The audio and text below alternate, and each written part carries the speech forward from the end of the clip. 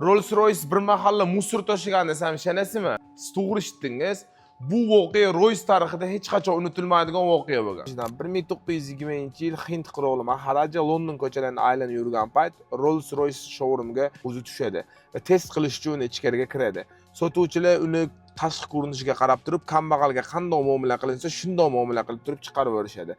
Va o'ziga bu haqoratni ko'tara olmagan Hind qiroli ertasi kuniga o'zini qo'riqchilari va saroy kiyimlarini kiyib turib, xuddi shu showroomga boradi va o'sha sotuvchini oldiga kirib turib, ichkaridagi 6 ta Royce o'lishi haqida aytadi va pulini to'lab turib, bitta sharti bor, faqat iltimos Hindistongacha o'zingiz shu 6 tasini olib berib bering deydi. U eng zo'r rejasini Hindistonga qoldirgandi. Hindistonga borgandaki Royce mashinalarining 6 tasiga ham old bufer va orqa buferlarga shupurgilarni o'rnatib turib, ko'chada axlat to'shish uchun va ko'chani tozalash uchun u mashinalarni qo'yadi. Men bu bilan nima demoqchiman? Inson tashqi ko'rinishiga qarab turib baho bermaslik kerak. Insonni sindiradigan narsa bu kibr. Okalar bir-birimizga muomalali bo'lsa, kelajagimiz ham va oxiratimizdan yaxshi bo'ladi.